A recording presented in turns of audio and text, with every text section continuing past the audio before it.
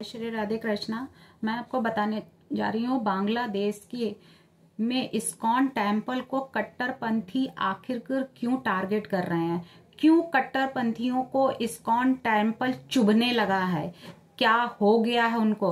क्या जो चिन्मय संत जो थे बांग्लादेश में, हिंदू संत चिन्मय कृष्ण दास को जेल भेजे जाने पर क्या वाकई में संतों में गुस्सा फूटा हुआ है, क्या वाकई में भारी तनाव पैदा हो गया। चटगांव में वकील की मौत, मंदिरों पर भी हमले जो किए जा रहे हैं, क्या इससे हिंदू बहुत ज्यादा बौखलाए हुए हैं या फिर डरे हुए हैं। क्योंकि वहां की जो माँ बहन बेटियां हैं, 2 साल के बच्चों को भी नहीं छोड़ा जा रहा, 2 साल के बच्चे को फांसी पर लटका दिया गया है।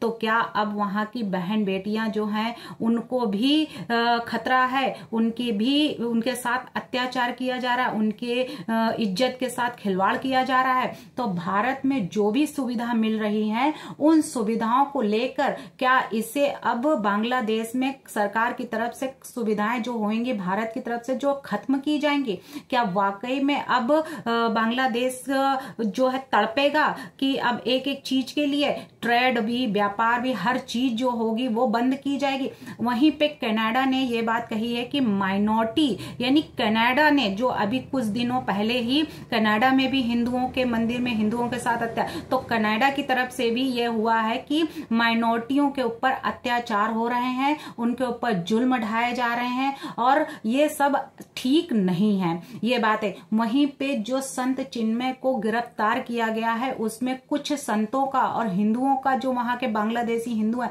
उनका कहना है कि 15 दिन में हमारे महाराज को अगर रिहा नहीं किया गया, अगर नहीं छोड़ा गया तो हम यहीं पे प्रोटेस्ट करते रहेंगे, बॉर्डर पे खड़े रहेंगे। तो बॉर्डर पे इतने बांग्लादेशी हिंदू जो वहां पे खड़े हैं, प्रोटेस्ट कर रहे हैं, तो उनकी क्या सरकार वाकई में मदद करेगी? क्या उनके साथ में इंसाफ होगा या फिर उनके साथ में अत्याचार ही होता रहेगा? क्योंकि 2 साल के बच्चे को जो वहां पे नहीं छोड़ा, उनकी माँ बहन, उनकी बेटियों को के साथ अत्याचार किया जा रहा, तो क्या हिंदू के ऊपर जो है इस तरीके से अत्याचार हो रहे हैं, तो क्या हिंदू होना एक अपराध हो गया है? क्या हिंदू अपने ही हिंदुस्तान में नहीं रह सकता है? क्या अपने ही हिंदुस्तान में सेफ नहीं है? जब से शेख हसीना की सरकार यानी कि वहां पे तख्ता पलट हुआ है, तब से हिंदुओं के साथ अत्याचार होता ही जा रहा है, वो थमने का नाम ही नहीं ले रहा है।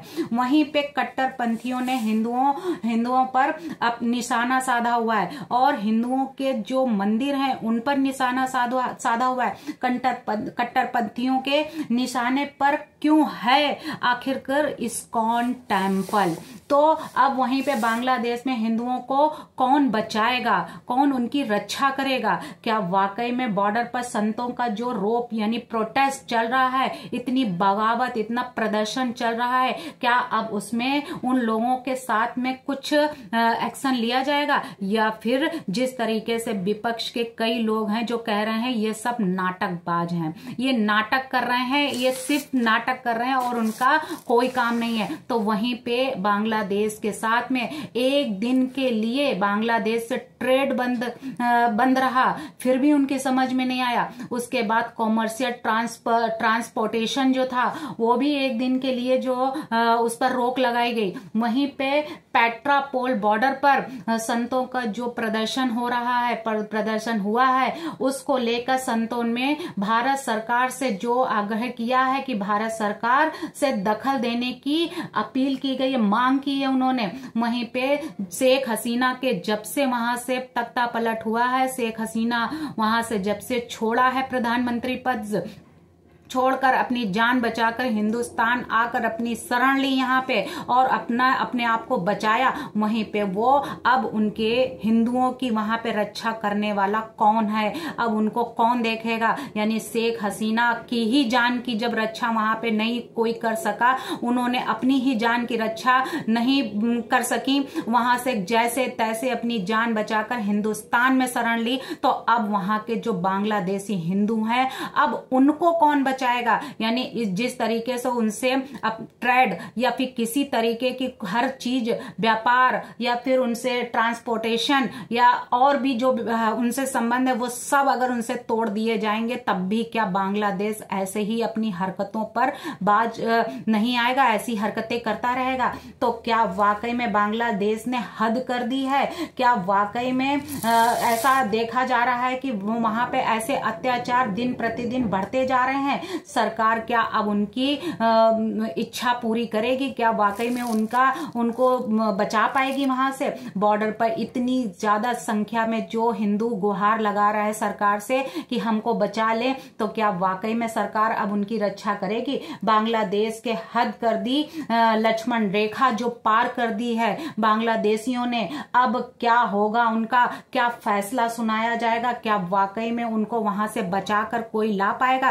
तो वहीं पे जो चिन्मय यानी कि बांग्लादेश में चटगांव इस्कॉन पुंडरीक नाम का जो एक धाम था, वहां के कृष्णदास यानी चिन्मय प्रभु को गिरफ्तार करने के बाद हिंदुओं में जो गुस्सा फूटा है, जो वहां पर जो उनकी जमानत याचिका को भी खारिज किया गया है, उसमें कई लोगों ने वहां पर ढाका समेत कई जगह पे जो प्रदर्शन चल रहे हैं, वहीं पे बांग्लादेश की खुफिया पुलिस ने उनको एयरपोर्ट में गिरफ्तार किया था। इसी बात को लेकर वहां पे अब लोगों में गुस्सा फूटा हुआ है। ढाका यानी कि बांग्लादेश में इस्कॉन के जो भी संत चिन्मय कृष्णदास हैं, उनकी गिरफ्तारी को लेकर देश भर में विरोध प्रदर्शन हो रहे हैं। वहीं पे इससे हिंदुओं और दूसरे धार्मिक अल्पसंख्यकों की सुरक्षा को लेकर चिंताएं भी जो हैं वो व्यक्त की जा रही हैं, उनमें चिंताएं बढ़ती नजर आ रही हैं। वहीं चटगांव में हुए हिंसक और तनाव बढ़ गया है। बांग्लादेश में कई शहरों में हिंसा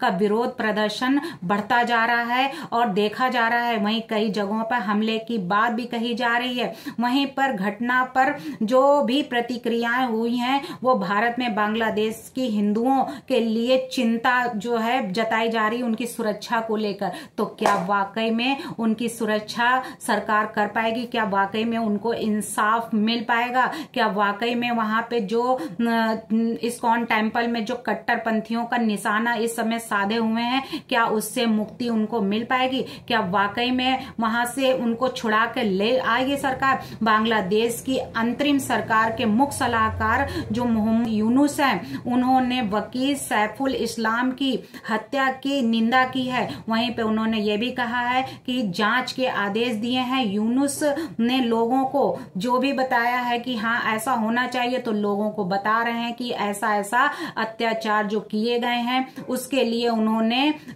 ये भी कहा है कि शांत रहने की बात कही है। किसी भी अप्रिय जो है गतिविधियां हैं उस पर उन्होंने कहा है उससे बचें, उससे भागे नहीं, भागने से इसका कोई सोल्यूशन नहीं निकलेगा। वहीं बचने के लिए उन्होंने अपील की है और यूनुस की ओर से ये भी पुलिस की सुरक्षा बढ़ाने के निर्देश भी दिए गए हैं। तो क्या वाकई में यूनुस दोनों यानी अपने बांग्लादेश के दोनों ही पक्षों के साथ दे रहे हैं या फिर केवल एक ही पक्ष का साथ दे रहे हैं? यानी कि अगर वो चाहें तो वो हिंदुओं की रक्षा भी कर सकते हैं, तो हिंदुओं की आखिरकार रक्षा वो क्यों नहीं कर रहे हैं? आखिरकार क्यों शेख हसीना की तरह अपने हिंदू हो या मुस्लिम हो दोनों को एक समान क्यों नहीं समझ रहे हैं? क्योंकि यहाँ पे तो हमारे हिंदुस्तान में कॉन्स्टिट्यूशन में कहा जाता है equality before law, equal protection of law, यानी कि इक्वल जो समानता का अधिकार है, राइट टू इक्वलिटी, उसमें दोनों को अधिकार दिए गए हैं, चाहे हो चाहे प्रोटेक्शन अगर किसी को अगर जरूरत है तो उसको हम प्रोटेक्शन भी देते हैं और हमारा सर्वप्रथम जो अधिकार है कि हम उसकी रक्षा भी करते हैं और स्वयं की भी रक्षा करते हैं। तो इसी तरीके से सबसे बड़े यानी कि इक्वलिटी,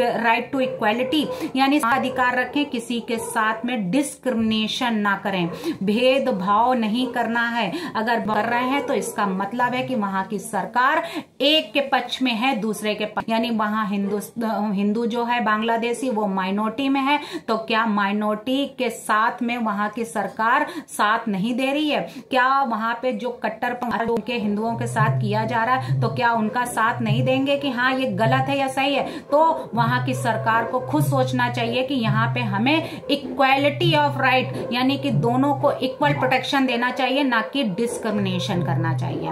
ये वहां की सरकार को सोचना चाहिए। जिस तरीके से शेख हसीना ने अपने बांग्लादेश में लोगों के साथ में कोई डिस्क्रिमिनेशन नहीं किया, सभी को समान अधिकार दिए, सभी के साथ में उचित व्यवस्थाएं कराई, सबके साथ में न्याय जो है वो समान न्याय दिलाया, जस्टिस जो थी उनकी इक्वल जस्टिस इक्वल ये करवाया। लेकिन उसके आधार पर अगर वहां पे अब इस समय की जो सरकार है वो अगर हिंदू और मुस्लिमों के साथ में अगर कोई भी डिस्क्रिमिनेशन कर रही है तो इसका मतलब है कि वहां की सरकार केवल एक पक्ष में बोल रही, ना कि दूसरे पक्ष में। धन्यवाद।